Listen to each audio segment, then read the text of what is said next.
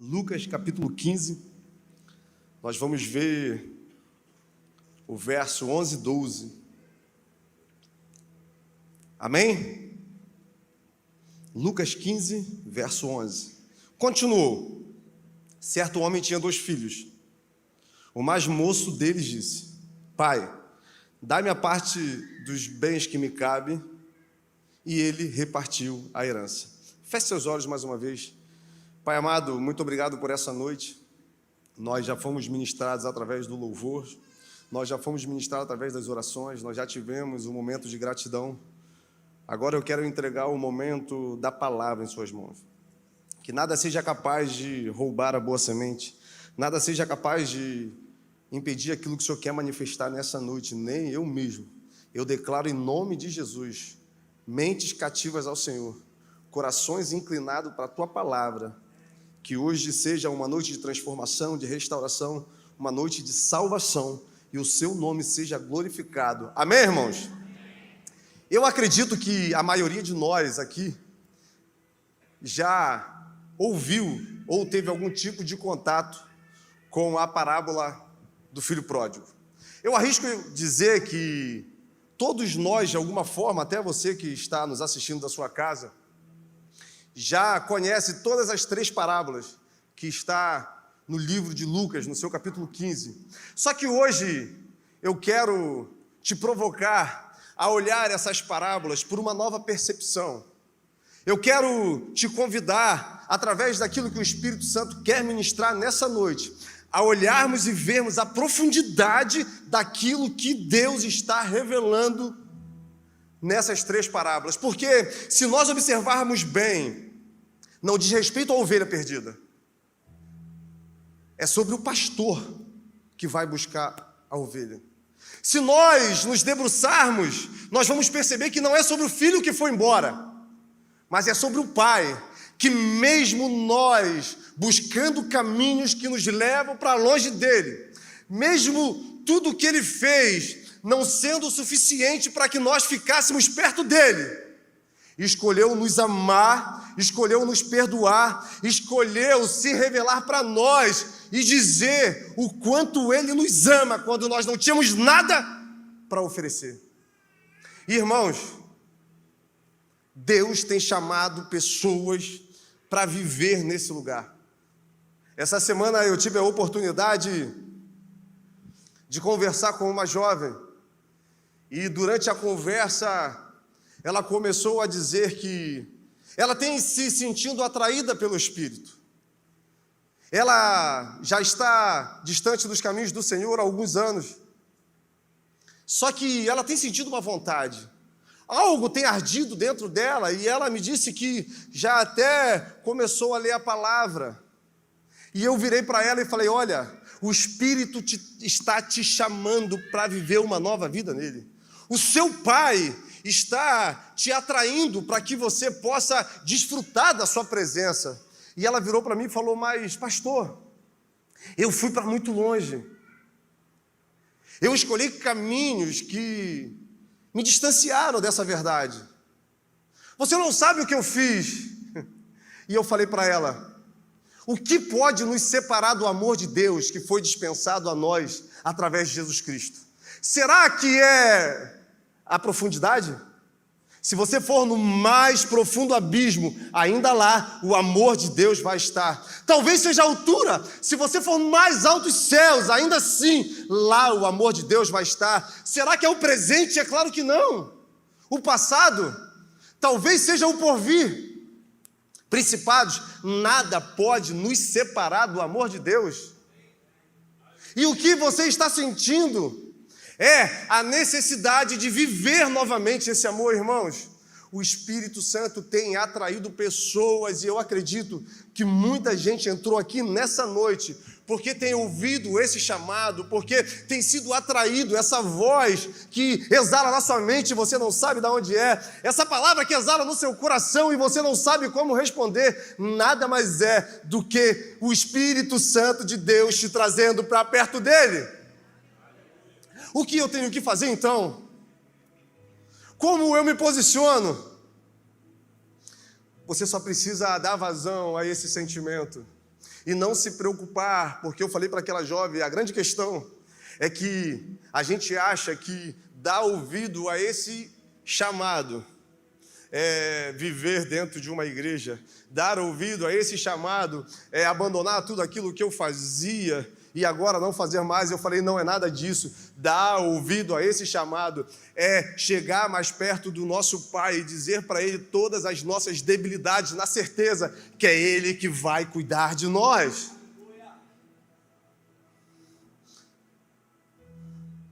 Se a gente perceber as nossas vidas, quando guiadas pelas nossas escolhas, normalmente nos levam para caminhos tortuosos.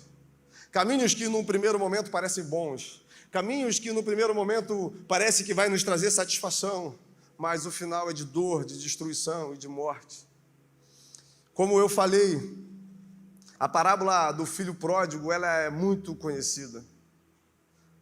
Talvez você já deva ter ouvido diversas mensagens sobre esse filho. Só que, para a gente olhar essa parábola por uma nova percepção, é necessário a gente entender aquilo que estava acontecendo nesse momento. Se a gente voltar no início do capítulo 15, nós vamos perceber que uma multidão de pecadores, publicanos, estavam perto de Jesus, ouvindo ele ensinar. E quando essas pessoas vão chegando perto de Jesus, surge uma grande indagação entre os escribas e os fariseus. Por que esse se reúne com pecadores? Por que esse se reúne com os publicanos? Os publicanos, ou cobradores de impostos, eram judeus que trabalhavam para Roma, eram odiados. Porque, além da alta carga tributária que Roma colocava em cima do povo, eles ainda colocavam uma parte. Por isso eram muito ricos, mas também eram motivos de escárnio, eram motivo de vergonha, eram odiados pelo seu povo. Todos nós lembramos de Zaqueu, que quando teve um encontro com Jesus, para a gente ter a noção do tamanho da riqueza desses homens, ele falou, olha, todo mundo que eu defraudei, eu vou restituir 4 vezes mais. Os pecadores eram homens e mulheres que não viviam mais sob o jugo da lei. Homens que abandonaram a religião judaica, homens que não estavam presos às leis, homens e mulheres que se entregaram aos vícios, se entregaram à libertinagem, adúlteros, prostitutas. E também entrava nessa classe todo aquele que tivesse algum tipo de debilidade ou deficiência física. Mas se a gente perceber, se a gente olhar à luz da palavra, nós vamos perceber que não é a primeira vez que essa indagação é feita. Porque Jesus anda com essas pessoas. Se a gente pegar lá em Lucas 5, Jesus na casa de Mateus, o publicano, nós vamos ver essa mesma indagação. Porque Jesus se assenta com essas pessoas. Se a gente pegar em Lucas 7, nós vamos ver Jesus, ele, na casa de um fariseu, quando vem uma mulher, quebra um jarro, começa a chorar, se derrama aos pés de Jesus, e surge essa indagação: se esse homem realmente fosse um profeta, ele saberia quem está tocando. A verdade é que Jesus escolheu se relacionar com pessoas que nós, no nosso olhar natural, achamos que não merecem, não são dignos de estar perto deles.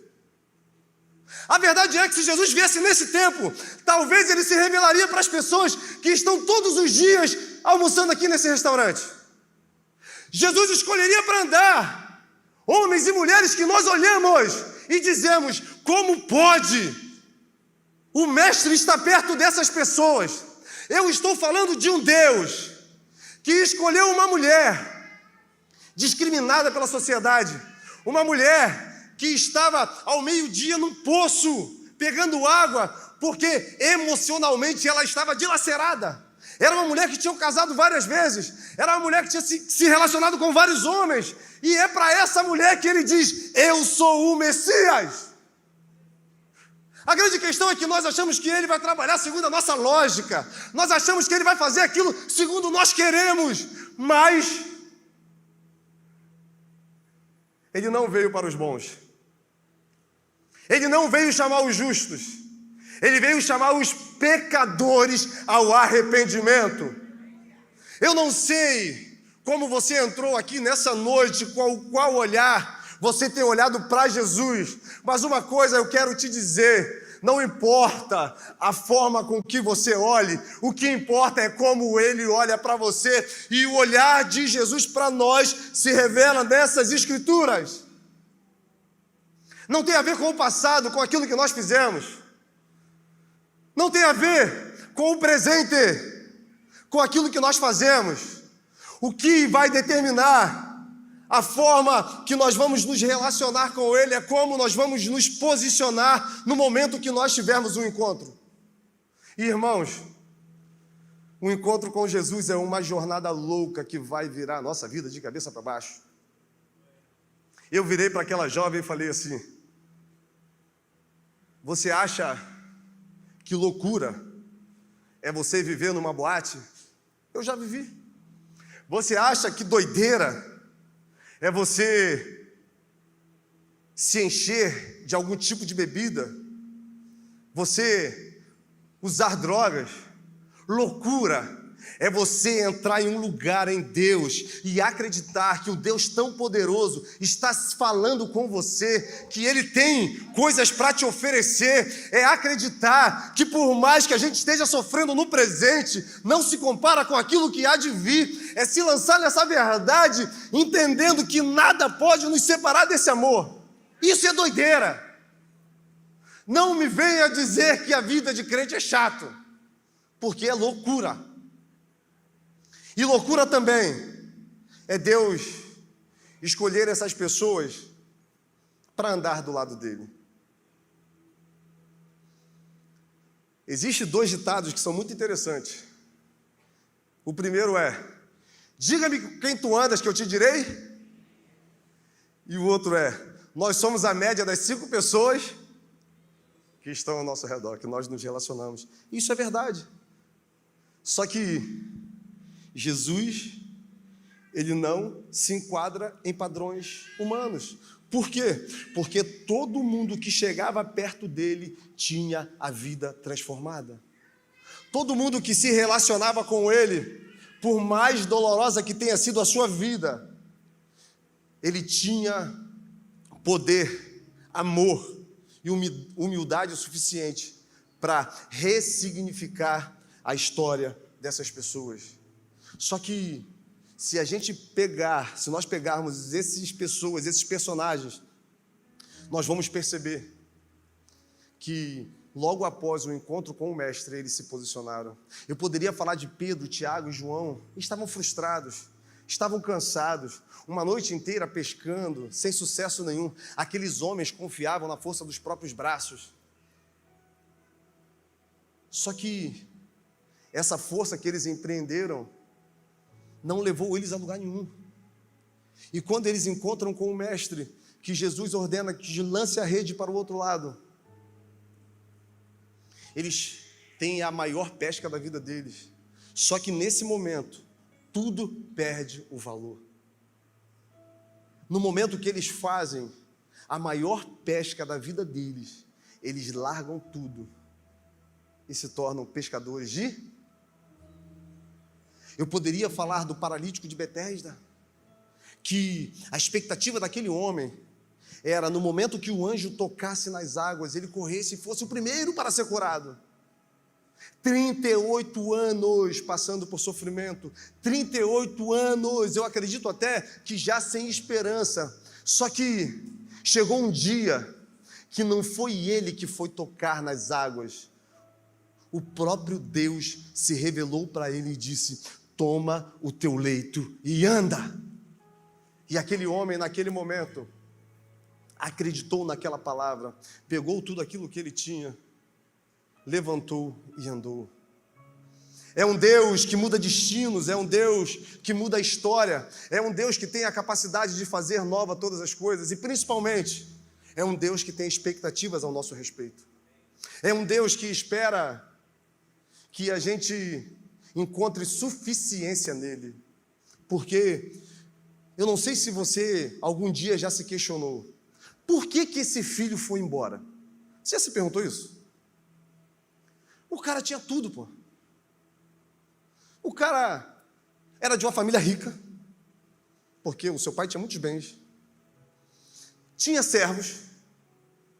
Tudo que um homem pode desejar, esse jovem tinha. Só que dentro dele existia um sentimento que, irmãos, se a gente perceber, muitos nesse tempo têm também esse sentimento, um sentimento de insatisfação. Insatisfação com a família, insatisfação com o emprego, insatisfação até, de repente, com Deus. E muitas vezes nós tomamos caminhos porque nós olhamos para esses sentimentos e achamos que se nós sairmos desse lugar que nós estamos, nós vamos encontrar algo que preencha esse vazio que existe dentro de nós. É por isso que esse jovem vira para o pai e diz: olha, eu quero a minha parte e vou embora. Irmãos, naquele tempo, para aquele pai, era muita humilhação. Era como se o filho dissesse para ele: olha, para mim você já está morto. Para mim já não existe mais pai. Eu só quero aquilo que é meu. E quantos de nós, movidos por esse sentimento, nós temos largado família, nós temos largado ministérios, nós temos largado relações. Se a gente perceber, esse mesmo sentimento tirou Adão e Eva do jardim. Deus deu tudo o que era necessário para eles, mas eles ficaram insatisfeitos. Eles achavam que longe de Deus eles encontrariam algo que já não estivesse ali naquele lugar. E eles resolvem ir embora. Eu não sei se você já parou para pensar, mas faz muito mais sentido quando nós estamos insatisfeitos com algumas coisas, nós chamarmos Deus para habitar nesses lugares do que seguirmos as sugestões que a nossa mente nos dá.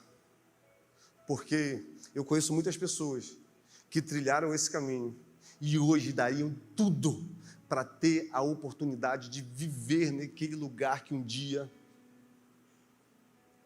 eles viveram. Homens e mulheres que gostariam de ter a família de volta. Homens e mulheres que gostariam de ter a vida de volta. Homens e mulheres que, se pudessem apenas uma vez voltar atrás naquilo que foi feito, faria sem pensar duas vezes. Mas agora não dá mais. E esse jovem pegou o seu caminho. E a palavra vai dizer que depois que ele gastou tudo, veio uma grande fome. Veio um tempo de muita dificuldade na cidade onde ele estava. E nesse tempo já não tinha mais amigos do lado. Nesse tempo já não tinham mais pessoas com quem compartilhar aquilo que ele tinha. É o tempo da solidão, é o tempo da dor, é o tempo de colher as consequências das escolhas que foram feitas. E acontece algo que eu acho muito interessante. Ele vai trabalhar em uma fazenda de porcos. Para o judeu, porco é um animal impuro. É muito humilhante. Jesus usa a figura de um animal que traz muita humilhação para o povo judeu. E ele está naquele lugar e ele pensa: na casa do meu pai, na casa do meu pai, na casa do meu pai, os servos comem com fartura. O tema central dessa mensagem é o Pai. Essa mensagem não é sobre o filho que foi embora, é sobre o Pai. Um Pai que muitas vezes nós achamos que conhecemos, mas por não nos relacionarmos com Ele, nos distanciamos cada vez mais da sua vontade. Um pai que tem para nos oferecer vida em abundância, e mesmo assim nós escolhemos viver de uma forma aonde a satisfação pessoal determina aquilo que nós vamos viver. Um pai que se revela para nós com cordas de amor todos os dias, nos atraindo para perto dele e tentando nos mostrar que nele nós temos suficiência de vida. Irmãos, Deus é Pai. Só que não é o Pai no padrão humano, não é um Pai igual o nosso Pai físico ou biológico. É um Pai poderoso, é um Pai de amor. E se nós não entendermos essa afirmação, se nós não entrarmos nesse lugar nele, nós não vamos desfrutar de tudo aquilo que o nosso Pai tem para nos oferecer. O que Jesus está querendo mostrar para aqueles homens, para aqueles fariseus, é que tudo aquilo que eles acreditavam, todas as leis que eles se relacionavam, ainda era muito pouco mediante a profundidade de um Deus que deseja se revelar para a gente como Pai. E esse jovem então tem uma ideia: eu vou me levantar, eu vou pegar o caminho e eu vou voltar para casa. Se a gente perceber a luz da palavra, existe uma afirmação que mexe muito comigo, que é o seguinte: eu sou o caminho, a verdade, ninguém vai ao senão por. E a todos aqueles que o creram e o receberam foi dado o poder de serem chamados filhos de. Todos são filhos de Deus. Quem é filho de Deus? Somente aqueles que creram. Só que a gente acha que esse sentimento de paternidade com Deus é um sentimento que se encaixa no que nós sentimos pelo nosso Pai. Só que a palavra vai dizer que é o Espírito que testifica em nosso espírito que nós somos filhos de Deus. É o Espírito que testifica em nós que nós somos filhos de Deus. Irmãos, tem muitas pessoas que têm sido atraídas para esse lugar de filho e têm resistido de uma forma muito grande. Sabe por quê? Porque nós olhamos para aquilo que nós fazemos, olhamos para aquilo que nós fizemos, olhamos para as escolhas que nós tomamos e achamos que Ele vai nos julgar segundo o padrão que a gente acha que nós merecemos. Mas o amor de Deus é muito mais profundo que isso. O que Deus tem para nos oferecer é uma vida muito mais profunda, é uma vida nele, aonde nós encontraremos aquilo que nós denominamos por completude. É a felicidade que não está condicionada ao tempo. É a felicidade que não está condicionada ao momento. É a felicidade que não se vai quando uma relação é quebrada, quando um projeto é falido. É entender que mesmo que tudo aconteça e não seja da forma que eu gostaria, mesmo assim nele eu posso todas as coisas. E esse jovem, ele toma uma iniciativa. Eu vou voltar para a casa do meu pai. E ele se levanta. E ele pegou o caminho de casa. E na palavra vai dizer que quando ele está no caminho, o pai de longe olha e vai em direção ao filho. E ele vira para o seu pai e fala assim: pequei contra os céus e pequei contra ti. Já não sou mais digno de ser chamado seu filho. Aquele homem estava totalmente arrependido. Só que acontece algo que é muito interessante. O pai vira para o seu servo e diz: pegue uma roupa nova, pegue um anel e pegue as sandálias para o meu filho. Calma aí. O filho não tinha acabado de derramar o seu coração? O filho não tinha acabado de se quebrar por inteiro na presença do pai? Por que o pai simplesmente vira para o servo? Irmãos, quando nós nos arrependemos, quando nós entendemos que o que nós fizemos machuca o coração do nosso Deus, quando esse sentimento vem, é nesse momento que Deus lança fora a nossa culpa. O pai já não olhava mais para o filho da forma. O pai já não olhava mais para aquilo que o filho fez. O pai olhava para o filho que ele tinha. E é dessa mesma forma que Deus está olhando para muitas pessoas nessa noite. É dessa mesma forma que um dia ele olhou para mim e esse amor me constrangeu e eu resolvi, atraído por esse Espírito, entregar a minha vida a ele. É por esse perdão que nós podemos todos os dias levantar, render graças, entrar na sua presença e declarar o quanto ele é importante para nós. Tem muitas pessoas que continuam carregando culpas, mesmo Deus já tendo perdoado, mesmo o Pai já tendo derramado o perdão. E eu creio que nessa noite esse sentimento vai embora do seu coração. Eu creio que nessa noite você vai ter liberdade novamente de entrar na presença do nosso Pai e dizer o quanto você o ama e o quanto Ele significa para você, porque na verdade Ele é tudo o que nós temos. A roupa, imagina como estava a roupa daquele jovem. Ele trabalhava com porcos, maltrapilho, fedorento, rasgado. As vestes foram trocadas. Quando nós estamos na presença do nosso Deus, as nossas vestes são trocadas.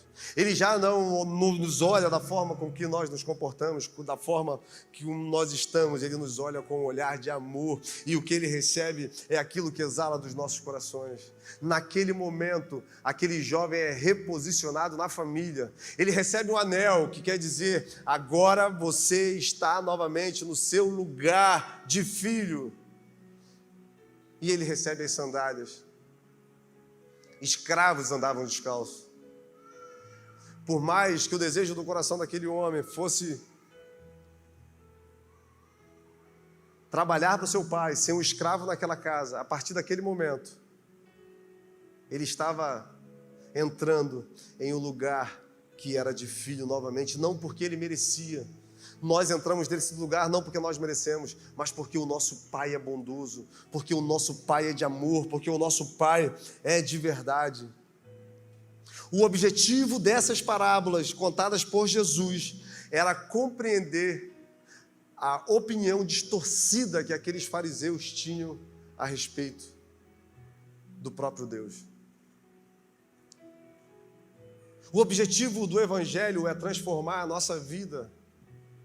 Se você olhar para a sua história, veja quem você era quando você foi comissionado. Veja as escolhas que você fazia antes de ter um encontro com essa verdade. Olha para você, tudo que você viveu, tudo que você passou, até ter um encontro com Cristo, e olha o desenrolar da sua vida a partir daí. Jesus andava com pecadores porque a partir daquilo que ele faria na vida daqueles homens, outras pessoas seriam alcançadas.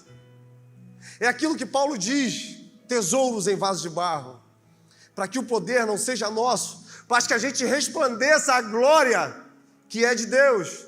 O que Deus procura nesse tempo nas nossas vidas, o que Deus procura nesse tempo na terra, são homens e mulheres com o coração contrito, com o espírito quebrantado, que estejam dispostos a se posicionar para que a glória de Deus exale através da vida deles.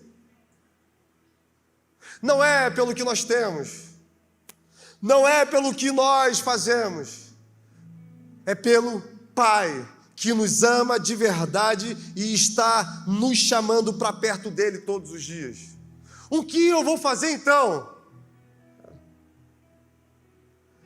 Você tem duas opções. A primeira é dar vazão a esse sentimento. É assim como o filho que caiu em si e resolveu voltar para o pai, fazer da mesma forma, ou continuar vivendo a vida da forma que você acha que você tem que viver. Porque quando nós experimentamos do Pai, nós entendemos que tudo aquilo que Ele tem para nos oferecer é muito pouco diante de tudo aquilo que Ele pode ser para nós.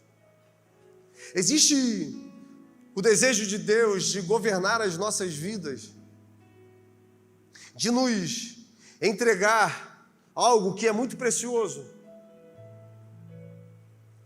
que é o espírito da reconciliação, para que através daquilo que Ele fizer em nós, outras pessoas possam ser atingidas também por esse Deus. Eu acredito muito, irmãos, que nós vivemos em um tempo onde as pessoas estão famintas por Deus. Elas só não conseguiram entender ainda o porquê estão vivendo, o que estão passando e qual o propósito disso tudo. A gente conversa com pessoas que empreendem forças em empresas, situações. Essa semana eu conversei com um homem que ele me falou que estava muito preocupado, porque ele tem um amigo que tinha uma empresa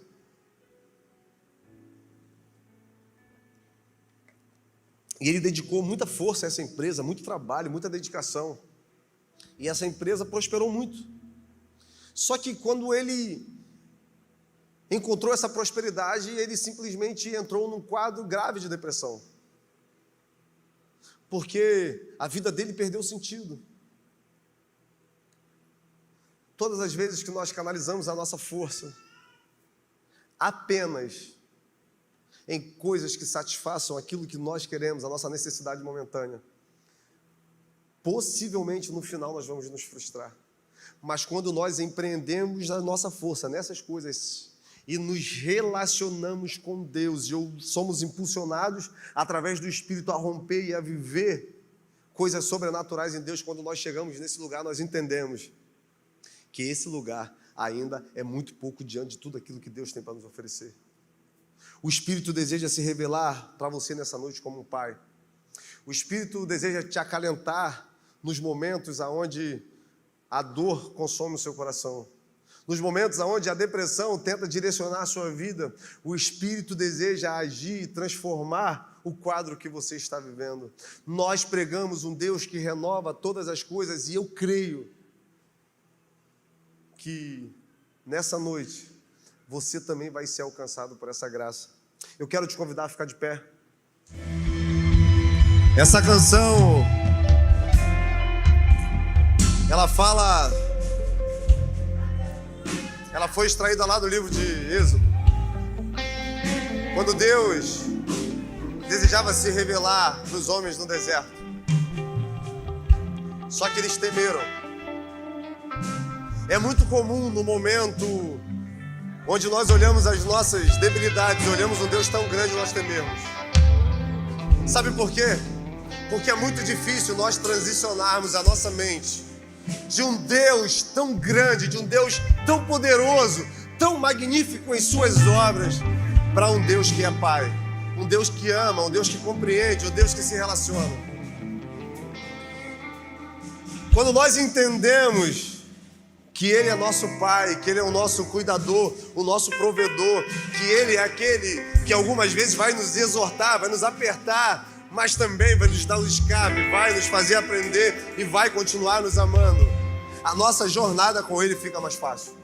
O medo de entrar nesse lugar começa a ir embora, tudo para de fazer sentido e o único desejo do nosso coração é estar na Sua presença. Eu contei para aquela jovem que um dia eu também escolhi ir para longe. Um dia eu olhei para as pessoas que me cercavam e eu achei, olha, eu não vou ser nunca igual a eles. Eles são bons, eles são pessoas maravilhosas, eles conseguem ser tementes ao Senhor, mas eu nunca vou ser assim. Eu tinha tanto medo de Deus. A minha relação com Ele passava por um caminho onde, se eu fizesse alguma coisa errada, eu seria punido. Se eu morresse fazendo alguma coisa errada, minha vida estaria sentenciada ao inferno. Eu achava que o amor dele dispensado a mim passava por méritos próprios. Eu não conseguia ver Deus como Pai. Mas um dia que uma voz soprou no meu ouvido dentro de uma boate e disse: eu renovo todas as coisas. Tudo começou a fazer sentido para mim. Porque não era aonde eu estava, não era o que eu estava fazendo, Porque nunca foi sobre mim, nunca será sobre você. Porque se depender de nós somos autodestrutivos. Nós não temos nada para oferecer para Deus. Na verdade, nós somos o próprio filho pródigo. A humanidade tirou Deus da sua vida. A humanidade tirou Deus das suas famílias. A humanidade tirou Deus da escola dos seus filhos.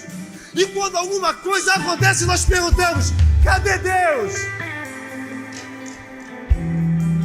Por isso é necessário, novamente, nós pegarmos o caminho que nos leva ao nosso Pai.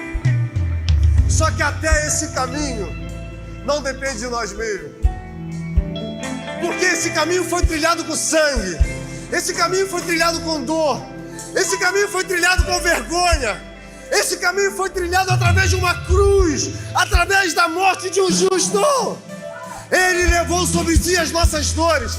Ele levou sobre si as nossas enfermidades. O castigo que nos traz a paz estava sobre ele, mas pelas suas pisaduras nós fomos sarados. O Evangelho não é sobre o homem, não é sobre os seus feitos, é sobre um Deus que se ama e deseja se relacionar com a sua criação. Então o que eu faço? Irmãos, eu amo mesmo o diálogo entre Jesus e a samaritana. Eu já até citei ele aqui. Eu amo. Porque aquela mulher, ela abre o coração de uma forma. Ela diz: olha, como é que você fala comigo? Ela não conhece Jesus. Depois ela diz: olha, então aonde nós devemos te adorar? Porque uns falam que é no monte, outros falam que é. Ela naquele momento ela abre o coração para Jesus de uma forma que o próprio Jesus revela para ela aquilo que não foi revelado para os judeus, aquilo que não foi revelado para aqueles que estavam no templo. Cara, eu sou o Messias. Olha o Deus que nós temos, gente. Eu sou o Messias. Em mim você vai encontrar satisfação para sua alma, porque você vai beber de uma água que nunca mais te trará sede. Eu sou tudo o que você precisa. E aquela mulher sai dali transformada. E ela começa a pregar e ela começa a falar desse amor. Tudo aquilo que aquela mulher procurava em homens, ela encontrou em um contato que ela teve com Jesus Cristo. Isso revela para nós que nós podemos buscar a felicidade em diversos lugares. Nós podemos escolher caminhos, mas nós só vamos encontrar completude quando nós tivermos um encontro verdadeiro com Jesus. E, irmãos, o pai manda fazer uma grande festa para aquele filho.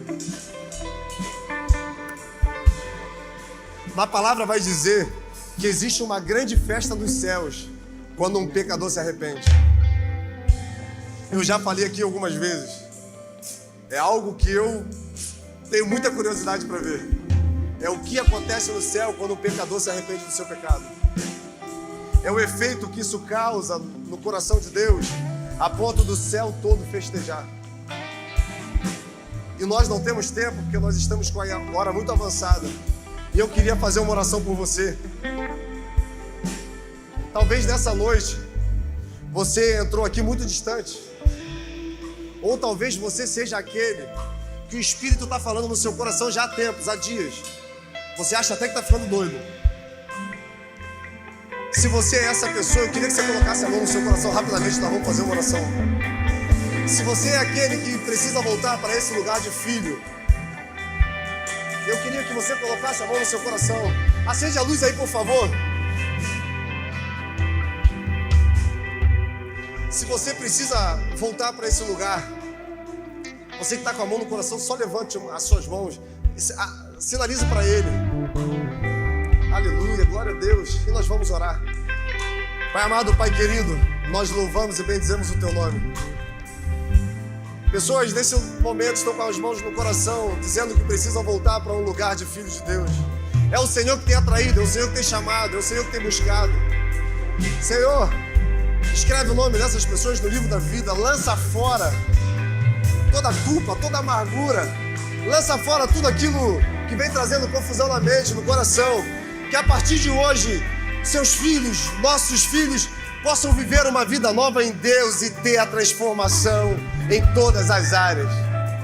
Pai, que a multidão dos pecados seja esquecida nesse momento e que assim, como o Senhor fez com o filho pródigo, o Senhor possa trocar as nossas vestes, colocar um anel nos nossos dedos e nos dar uma sandália. Eu oro em nome do Pai, em nome do Filho e em nome do Espírito Santo de Deus. Que a bênção do Senhor, que as doces consolações do Espírito Santo de Deus sejam uma verdade na sua vida. Que nessa semana você experimente coisas sobrenaturais. Que os seus celeiros sejam sempre fartos e exista abundância de vida na sua vida. Vai da paz e tenha a melhor semana da sua vida. Em nome de Jesus. Amém.